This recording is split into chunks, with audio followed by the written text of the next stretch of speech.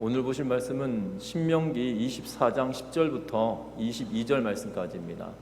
신명기 24장 10절부터 22절 말씀까지 제가 가지고 있는 성경은 구약 성경 299면에 있습니다. 신명기 24장 10절부터 22절 말씀까지입니다. 제가 한 절 읽고 여러분들 한 절 읽고 교독하며 읽도록 하겠습니다. 내 이웃에게 무엇을 구워줄 때에 너는 그의 집에 들어가서 전당물을 취하지 말고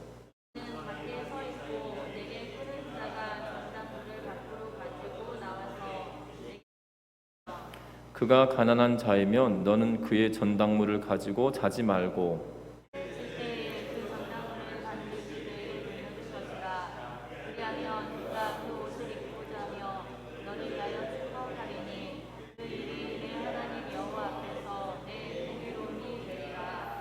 곤궁하고 비난한 품꾼은 너희 형제든지 내 땅 성문 안에 우거하는 객이든지 그를 학대하지 말며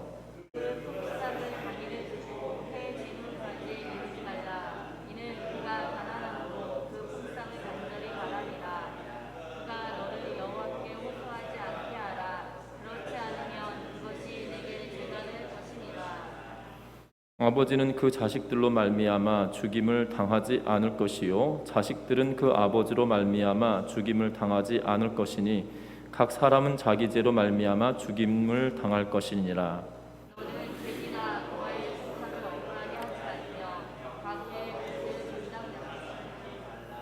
너는 애굽에서 종되었던 일과 내 하나님 여호와께서 너를 거기서 속량하신 것을 기억하라. 이러므로 내가 내게 이 일을 행하라 명령하노라.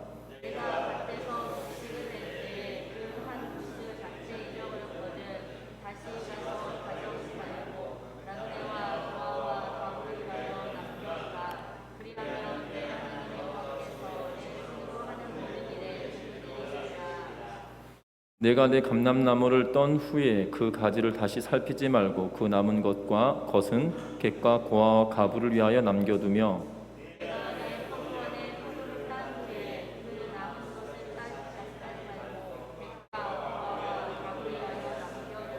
같이 읽습니다.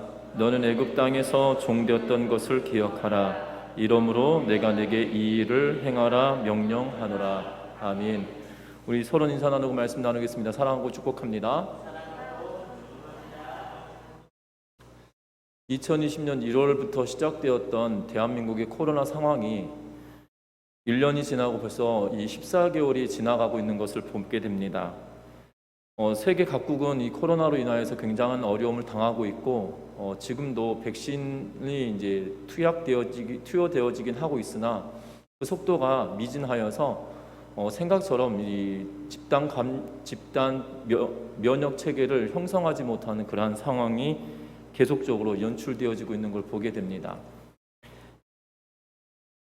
각 나라의 평균 확진자 수를 보니까 27일 기준, 다시 말하면 어제 기준으로 보면 우리나라 인구가 비슷한 영국 같은 경우는 최근 7일 동안 최근 7일 동안 하루에 평균 확진자 수가 얼마나 되냐면 5,416명으로 집계되고 있습니다.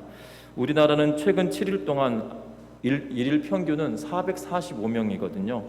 일본은 7일 동안 하루 평균이 1,622명, 독일은 16,242명, 미국은 61,545명, 브라질은 77,129명, 프랑스는 36,650명, 필리핀은 8,055명, 말레이시아는 1,276명에 이르도록 이 수많은 확진자들이 최근 일주일 동안 하루에 평균적으로 확진자 수가 나오는 오늘 이 자료는 이 구글에 검색하다 보면 세계 확진자 현황에 대한 내용들이 이렇게 올라와 있거든요. 그 내용을 통해서 보면 하루에 이렇게 많은 이 확진자들이 나오고 있는 것을 보게 됩니다.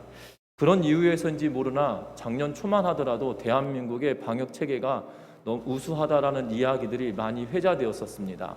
그 우수한 방역 체계의 이유를 여러 가지로 말하는데 가장 우선은 빠른 준비 기간이었다라고 말합니다. 이 코로나 진단 키트를 준비하고 또한 이 승인해내고 그리고 그것을 보완해 나가는 과정이 굉장히 신속했다는 것이고, 심지어 대부분의 나라에서는 12시간에서 24시간 정도 걸리는 이 확진 판정에 대해서 4시간에서 6시간이면 확진 판정을 낼 수 있는 그러한 이 획기적인 진단 키트를 만들어냈다는 것이지요. 그래서 이 4시간에서 6시간 정도 걸리는 진단 키트로 인하여서 하루에 17,000명 이상의 17,000명 이상을 검사할 수 있는 여건이 만들어졌다는 겁니다. 그리고 뒷이어서 광범위한 검사로 인하여서 대한민국의 방역이 우수하다라고 평가들을 내리고 있습니다. 우리는 한 명의 확진자가 나오면 그 주변에 모든 사람들을 선제적으로 검사하는 일로 인하여서 감염의 고리를 끊겠다라고 하는 그러한 검사들을 지금도 여전히 하고 있는 걸 보게 됩니다. 뿐만 아니라 이 카드나 핸드폰의 위치 추적을 통하여서 그 확진자나 또한 자가격리자들이 움직이는 동선들을 확인하고 그 확인한 것을 통해서 또 다른 고리들을 끊어내려고 하는 그러한 획기적인 기술을 가지고 있었다라고 말합니다. 더불어 이 사회적 거리두기, 최근에는 물리적 거리두기다라고 말을 바꿔야 된다라고 말을 하는데요. 사회적 거리두기와 마스크 착용하는 그러한 일들이 대한민국의 확진자 수를 늘리지 않는 큰 도움이 된 것이다라고 이렇게 이야기하고 있는 걸 보게 됩니다. 그래서 대한민국의 방역 체계가 굉장히 좋다라는 평가들을 내리지만 그럼에도 불구하고 우리는 굉장히 염려스럽거든요. 왜냐하면 생각지도 않았던 꾸준히 계속 300~400명 이상 나오는 확진자 수 때문에 우리는 두려워하는데 세계적인 상황으로 보면 굉장히 우수한 그러한 상황인 걸로 보여집니다. 그럼에도 불구하고 이러한 방역 체계나 또한 이 시민들의 성숙한 시민 의식 때문에 잘 이겨가고 있는데요. 이 남은 이 코로나 상황도 잘 이겨낼 수 있도록 우리가 기도하며 협력하는 은혜가 있으시기를 주의 이름으로 부탁합니다. 왜냐하면 이 코로나 상황 때문에 K방역의 가장 핵심은 국민들의 힘이었다라고 평가를 내리고 방역을 주도하고 있는 이 질병관리본부의 그러한 힘이었다라고 평가들을 내리고 있는데요. 제일 큰 거는 국민들이 힘써서 애써서 이 어려운 국난을 헤쳐나가려고 하는 하나의 마음가짐 때문이 아니겠나 싶은 생각이 들어집니다. 이것이 대한민국의 어떻게 보면 대한민국을 사랑하는 그러한 입장에서 이야기한다라면 요새는 젊은 사람들 이걸 국뽕이라고 표현을 하던데요. 그렇게 생각해 본다라면 대한민국 사람들이 참으로 어마무시한 공동체인 것은 확실한 것 같습니다. 그리고 더불어서 과거에 일어났었던 일들을 다 곱씹습니다. 무엇을 곱씹냐면 IMF 터졌을 때 금모으기 운동은 국민들의 자발적인 운동이었고 심지어 태안 앞바다에서 이 기름 유출 사고가 났을 때 전 국민이 일어나서 바다를 닦아냈던 그러한 일들을 보면 대한민국 사람들은 어려움의 문제가 닥치면 그 문제를 해결할 수 있는 역량과 이 창의적인 생각들을 가지고 있다라는 생각을 들어집니다. 이것이 대한민국의 국민성이다라는 생각이 들어지는데요.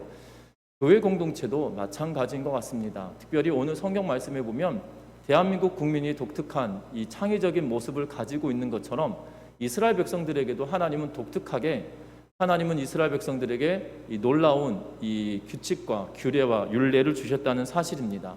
특별히 이스라엘 백성들은 그냥 공동체가 아니라 하나님과의 언약의 공동체이고 그들끼리는 신앙의 공동체이기에 그들 안에서 어떠한 삶을 살아가야 되는지에 대한 내용들을 오늘 본문은 이야기하고 있다는 겁니다. 공동체로 존재하고 성도들이 참된 사귐을 나누기 위하여서 성도에게 필요한 것은 바로 이 코이노니아, 교제하는 것인데 그 교제함이 이스라엘 백성들에게 어떻게 구약 시대에는 어떻게 표현되어져 있는지, 특별히 오늘 성경의 말씀은 모세가 이스라엘 백성들과 더불어 광야길을 걷고 난 이후에 모세는 가나안 땅에 들어갈 수는 없으나 이스라엘 백성들이 가나안 땅에 들어가서 어떻게 살 것인지에 대하여 하나님의 말씀을 주며 그들의 문화를, 그들의 교제함을 만들어가라는 그러한 규례를 주고 있는 것을 보게 됩니다. 그래서 오늘 말씀을 통하여서 이 이스라엘의 신앙 공동체는 어떠한 규칙들이 있었고 또한 연약한 자들을 어떻게 돌보려고 했었는지 말씀을 통하여 찾아보았으면 좋겠는데요. 먼저 우리가 오늘 본문은 아니지만 지난 본문에 보면 6절 말씀에 이렇게 시작하였습니다. 사람이 맷돌이나 그 윗짝의 전당을 잡지 말지니 이는 그 생명을 전당 잡음이니라 라고 하면서 가난한 자들의 물건을 전당 잡는데 특별히 맷돌을 전당 잡지 말라라고 이야기합니다. 맷돌은 옷과 그리고 맷돌과 그리고 그들이 생활할 수 있는 가장 최소한의 생필품이기 때문에 그것을 가져가지 말라라고 성경은 이야기하고 있는데요. 오늘 본문 시작도 10절 말씀에 보면 이렇게 시작하고 있는 것을 보게 됩니다. 같이 읽어봅니다. 내 이웃에게 무엇을 구워줄 때 너는 그의 집에 들어가서 전당물을 취하지 말고 라고 이야기합니다. 이스라엘 백성들에게 말합니다. 가난한 사람이 너에게 무언가 구워줄 때 너는 그의 집에 들어가서 전당물을 잡지 말라고 이야기합니다. 그리고 11절에 이야기하는데요. 너는 밖에 서 있고 내게 꾸는 자가 전당물을 밖으로 가지고 나와서 내게 줄 것이며 라고 이야기하고 있는 걸 보게 됩니다. 전당물을 잡고 돈을 빌려주는 그러한 상황이다 할지라도 네가 그 안에 들어가서 전당물을 가지고 나올 것이 아니라 그 집 주인이 너에게 전당물을 가지고 나와서 너의 집 앞에서 너에게 줄 수 있도록 하라라고 이야기하면서 이렇게 상세하게 이야기하고 있는 것을 보게 됩니다. 여러분들 잘 생각해 보십시오. 현대를 살아가는 우리들이 남의 집에 돈을 빌리러 갔을 때에 아니면 혹여나 내가 돈을 빌렸는데 그 사람이 우리 집에서 전당물을 잡으려 할 때 내 의지로 전당물을 잡혔는지 아니면 그 돈을 빌려주는 사람의 의지에 의하여서 전당물이 잡혔었는지 우리는 생각해 보아야 된다는 것이죠. 혹여나 두 쌍방 간에 협의가 되어져 있는 전당물이다 할지라도 집 안에 들어가서 가지고 나올 것이 아니라 집 주인이 꺼내주기를 성경은 이야기하고 있다는 사실입니다. 돈을 빌리는 것도 굉장히 어떻게 보면 힘든 일일 것입니다. 힘든 일입니다. 그래서 그렇기 때문에 쉽지 않은 일이기 때문에 모멸감을 느낄 수밖에 없는데도 불구하고 그가 그 집에 들어가서 이 전당물을 잡을 만한 것을 가지고 나온다라면 더 비참해지는 그러한 마음의 상태가 되어질 것은 분명하기 때문이죠. 그러나 성경에 통하여서 말하고 있는 것은 집주인이 그것을 꺼내놓으라고 이야기하고 있는 것을 보게 됩니다.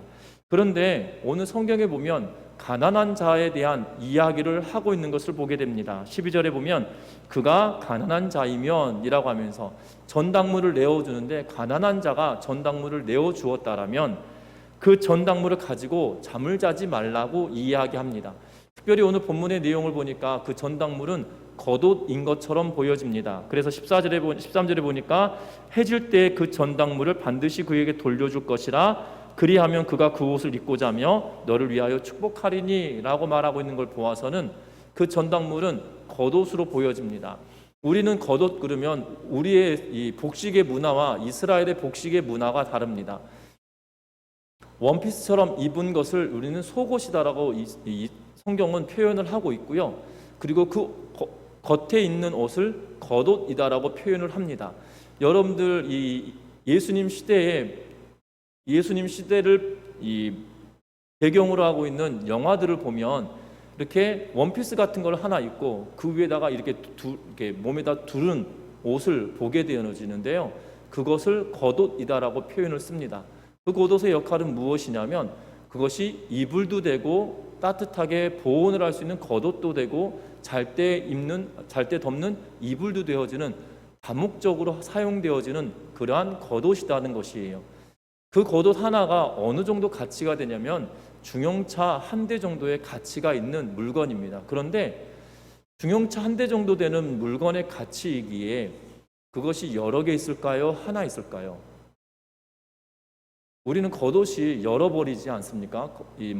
자켓도 있고 위에다 더 입는 덮바도 있고 파카도 있고 여러 종류의 겉옷들이 있지만 과거 이스라엘 사람들의 겉옷은 한 벌을 갖기도 쉽지 않은 그러한 때였다는 거죠. 여러분들 집에 자동차를 이 가족 구성원들 숫자대로 가지고 있지는 않지 않습니까? 그렇게 생각해 보면 겉옷이라고 하는 게 한 사람이 하나를 갖는 것이 굉장히 어려운 일이었다는 거죠. 그래서 그것을 저당 잡힐 만한 것이었다는 겁니다. 그런데 그것을 밤이 되면 돌려주라라고 이야기합니다. 여러분들, 이게 가당한 일입니까? 지금 저당을 잡고 전당을 잡았는데 그것을 밤이 되면 돌려주라고 하나님께서 말씀하십니다. 그 사람은 가난하기 때문이라는 거고, 그리고 그것이 없으면 그 밤에 추위에 떨며 잠을 자야 하기 때문에 그것을 돌려주라라고 말씀하고 있는 걸 보게 됩니다.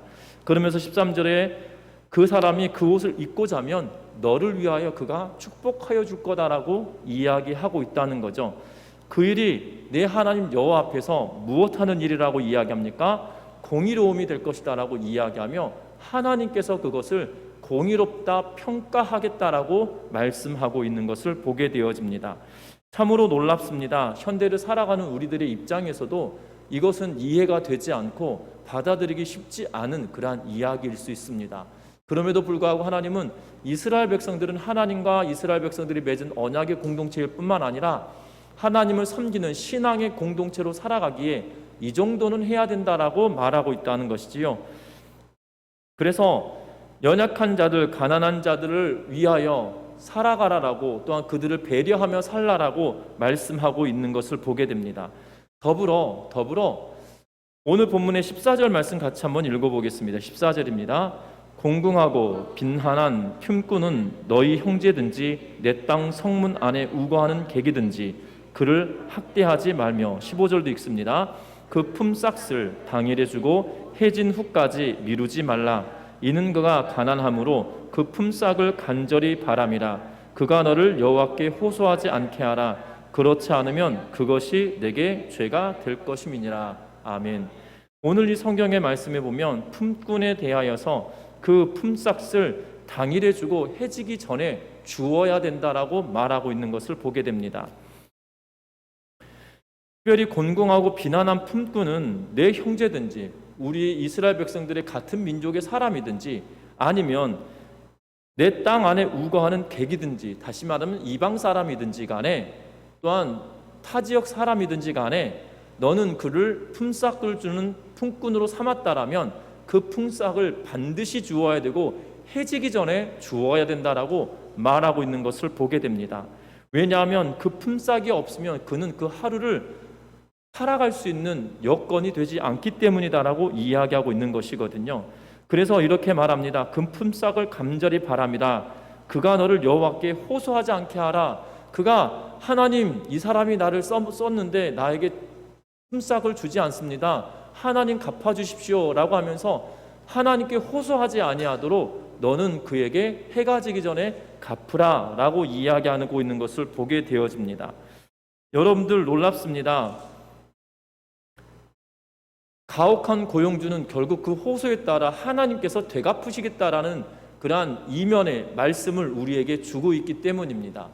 제가 서울에서 사역할 때 교회가 이렇게 달력을 맞추면 교회 독판이라고 하죠. 교회 행사나 연례 행사들을 이렇게 교회 행사들을 거기다 집어넣어서 달력을 찍습니다. 왜냐하면 이 달력을 만드는 부수가 굉장히 많기 때문에 그렇게 하는 경우들도 있었거든요. 그런데 어느 날 교회로 그 달력을 제작하였던 회사에서 연락이 온 거예요. 한 4월, 3월쯤 돼서 한 봄쯤 되었던 것 같습니다. 전화를 받았더니 이러는 거예요. 왜 교회가 달력값을 지불해주지 않냐고 이렇게 이야기를 하는 거예요. 그래서 사무실과 이 교역자실에 굉장히 논란이 됐었습니다. 왜냐하면 이미 다 지불했는데 무슨 소리냐라는 거죠. 그래서 이 계약서를 열어보았더니 계약한 회사가 아닌 거예요.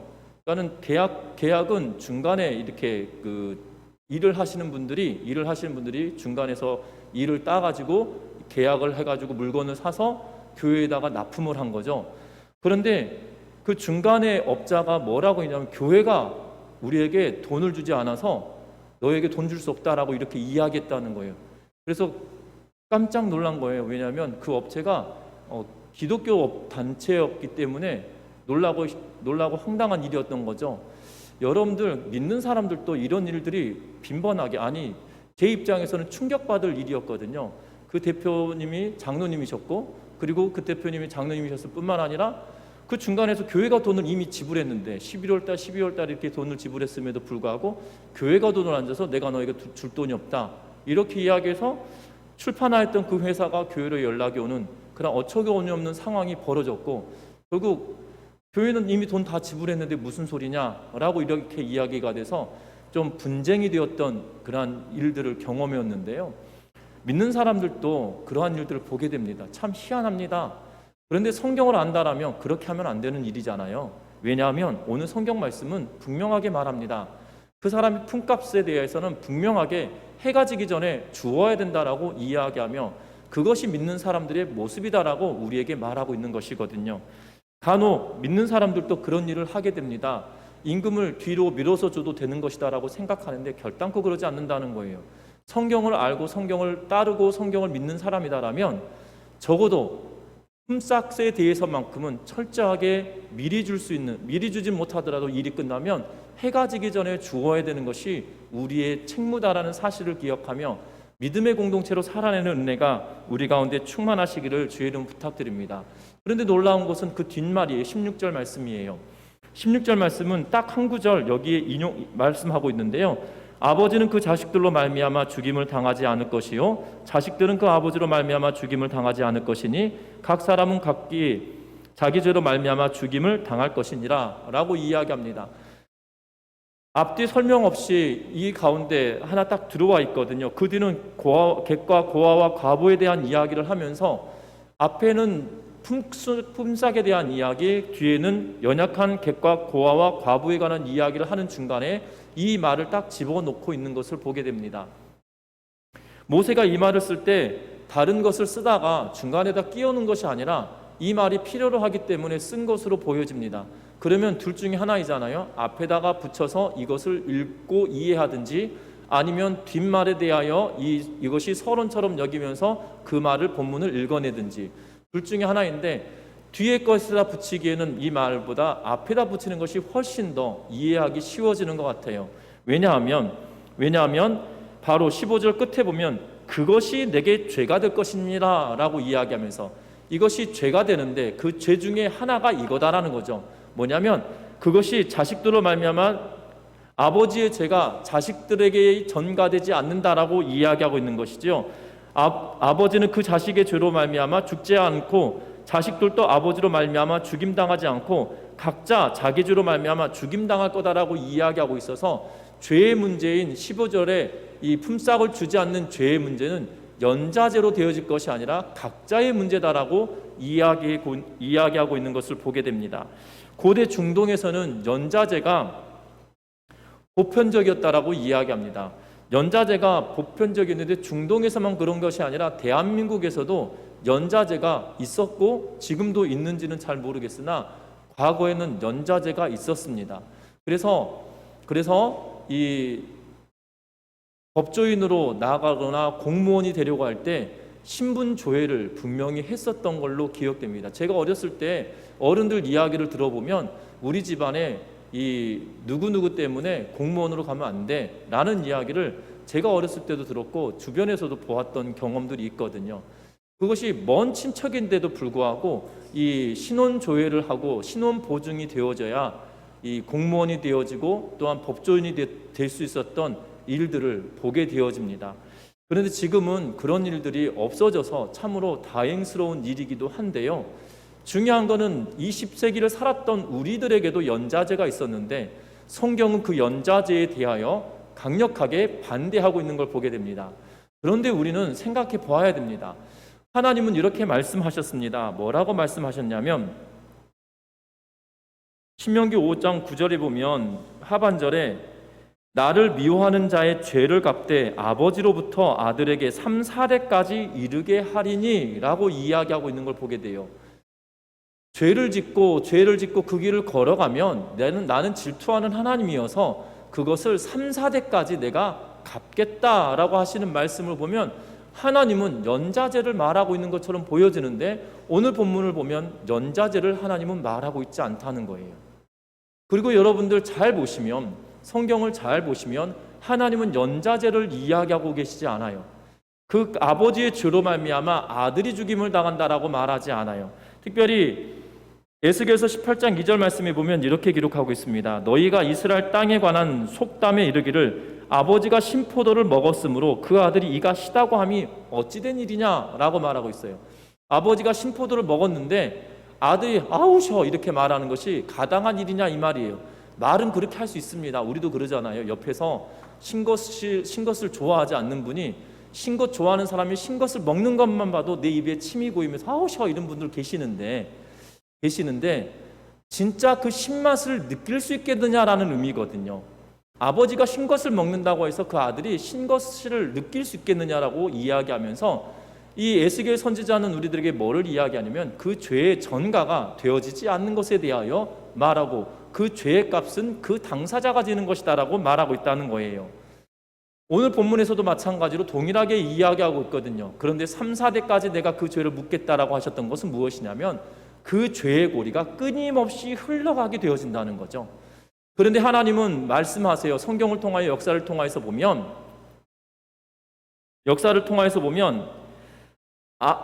악한 왕이었던 아하스의 아들이 누구냐면 히스기야입니다. 히스기야는 선한 왕이었고요. 히스기야를 통하여서 종교개혁이 일어났던 걸 보게 됩니다. 또한 아몬이라 불리는 악한 왕이 있습니다. 그의 아들은 요시야 왕이에요. 요시야 왕은 이미 오래전에 예언된 대로 태어났던 왕으로 하나님이 그를 너무나 기뻐하셨던 왕이 바로 요시야 왕입니다. 요시야 왕이 무깃도에서 갑작스럽게 전사하게 되어지는데 그 전사하게 됐던 이유가 뭐냐면 하나님께서 이스라엘 백성들 남유다를 심판하시려고 작정하시고 이루어 가시는데 요시야가 그것을 보지 못하게 하기 위하여 하나님이 그를 데려가셨다라고 열왕기는 기록하고 있는 것을 보게 되어져요. 그만큼이나 하나님께서 그를 사랑하는 자였다라고 성경은 이야기합니다. 아버지가 악한 왕이었음에도 불구하고 그 고리를 끊고 선한 왕의 길을 걸어갔던 왕이 있었던 뿐만 아니라 반면에 선한 왕이었던 히스기야의 아들은 므낫세라고 하는 가장 유다의 악한 왕이었어요. 요시야의 아들들도 마찬가지였습니다. 이스라엘을 멸망의 길로 가도록 만드는 악한 왕들이 바로 요시야의 후손들이었다는 거죠. 여러분들 분명한 것은 죄의 길을 걸어갈 때 그 고리를 끊을 수 있어요. 그 끊는 것이 우리의 역할이라는 것이고요. 그것이 끊고 난 이후에 또다시 죄가 싹트지 아니하도록 만들어갈 책임도 우리에게 있다는 거죠. 그것이 공동체 안에 형성되어진다는 거예요. 그 공동체가 가져야 될 의식이다라고 이야기합니다. 그래서 연좌제는 말하지 않지만 그 죄에 대한 통탄함은 공동체가 함께 지기를 요구하고 계시다는 거예요. 그래서 다니엘이 말합니다. 뭐라고 이야기합니까? 우리의 조상들이 무슨 죄를 지은지 우리가 알기에 우리가 결단한다라고 하면서 왕의 진미를 먹지 않겠다라고 이야기를 하죠. 그리고 또한 느헤미야가 뭐라고 이야기합니까? 그가 기도하는 가운데 나와 내 아버지의 집이 하나님께 범죄하였사오니 라고 이야기하면서 아버지가 지은 죄를 그가 대신 하나님께 고하며 용서를 구하고 있는 그러한 모습을 보게 되어진다는 거예요. 하나님은 연좌제를 말하고 계시진 않으나 신앙의 공동체가 가지고 있는 죄악의 문제에 있어서만큼은 그 죄가 나의 죄인 것처럼 애통해하며 기도하기를 요구하고 계시는 모습을 우리는 보게 되어진다는 겁니다. 우리 믿는 성도들도 마찬가지입니다. 이 나라 민족이 그 사람들이 지은 죄 때문에 내가 고통받는 거야 라고 생각할 것이 아니고요. 그들이 지었던 죄의 문제가 나의 죄다라고 통탄하며 애통하는 마음으로 하나님께 죄를 구하고 용서를 구할 수 있는 믿음의 공동체 되시기를 주의 이름으로 부탁드립니다. 뿐만 아니라 연약한 자들을 위하여서 하나님은 계속적으로 말씀합니다. 객과 고아와 과부를 배려하라고 말씀합니다. 특별히 17절 말씀에 보면 같이 읽어봅니다. 너는 객이나 고아의 송사를 억울하게 하지 말며 과부의 옷을 전당 잡지 말라. 아멘. 앞에서는 가난한 자에게 전당물을 가지고 나오는데 그것을 가지고 자지 말고 돌려주라라고 이야기하고 있거든요. 그런데 이 과부에 대해서는 그렇게 말하지 않아요.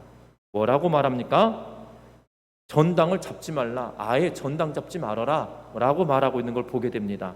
왜냐하면 18절에 그 이유를 설명하고 있어요. 너는 애굽에서 종되었던 일과 내 하나님 여호와께서 너를 거기서 속량하신 것을 기억하라. 이러므로 내가 내게 이 일을 행하라 명령하노라 라고 이야기하면서 너가 속량받았던 일 때문에 너가 그 여인을 속량해 주어라 라고 이야기하며 그것이 복된 것이다 라고 이야기하고 있는 것을 보게 됩니다. 그러면서 고아와 과부에 대하여 말하는데 뭐라고 이야기하냐면 나그네와 고아와 과부에 대하여 혹시 곡식을 베어서 곡식단을 쌓아놨는데 그것을 잊어버리고 안 가지고 온 거예요. 그러면 돌아가서 가지고 오라고 이야기하나요? 아니라는 겁니다. 그냥 내비두라고 이야기하고 있어요. 심지어 감람나무를 떨고 난 이후에 다시 나뭇가지를 살펴서 그 감람나무의 남은 열매를 가져오지 말라고 이야기하고 있어요. 그것은 객과 고아와 과부를 위하여 남겨두라라고 이야기합니다. 또 포도원에서 포도를 다 수확하고 나면 다시 그곳에 가서 남은 열매를 취하려고 생각하지 말라고 말합니다. 그것도 객과 고아와 과부를 위하여 남겨두라라고 이야기하고 있는 것을 보게 되어집니다. 여러분들 이러한 하나님의 긍휼하심이 이들에게 있었기 때문에 사사기 시대에 룻이라고 하는 여인이 이삭을 줍고 생계를 이어갈 수 있도록 만들어 주었다는 거죠. 남편도 시아버지도 다 죽어버린 그 상황에 고향 땅으로 홀로 된 시어머니를 모시고 돌아온 이방 여인이 살아날 수 있는 방법은 아무것도 없었다는 거예요. 특별히 여러분들 이 모압 여인 룻이 이스라엘 땅으로 들어올 때는 여러분들 우리 이스라엘하고 모압하고 관계가 좋을 때 들어온 것이 아니라는 거예요. 언제 오냐면 모압 왕 에글론에 의하여서 이스라엘이 고통당하고 난 지 얼마 되지 않았을 때쯤에 이 사건이 벌어지고 있기 때문이죠. 그러면 그렇게 썩 좋은 관계가 아니에요. 우리가 독립한 지 얼마나 되었습니까? 우리가 광복된 지 몇 년이나 되었습니까? 예, 다들 가물가물하시죠. 한 65년, 66년 정도 됐습니다. 66년 정도 됐거든요. 여러분들 그럼에도 불구하고 한일 간의 감정이 좋나요? 좋지 않나요? 얼마 전에 이 대한민국과 일본이 축구 경기를 했는데 저는 보지도 않았습니다. 왜냐하면 첫 골을 딱 먹고 난 뒤로 지겠구나라는 생각이 들어서 열도 나고 화도 나고 어떻게 일본한테 질 수 있나 이런 생각이 확 들어가지고 이 코로나 상황에 거기까지 가가지고 지고 돌아오나 이런 생각이 드는 바람에 이게 안 좋은 말이 튀어나올 것 같아가지고 이렇게 꺼버렸거든요.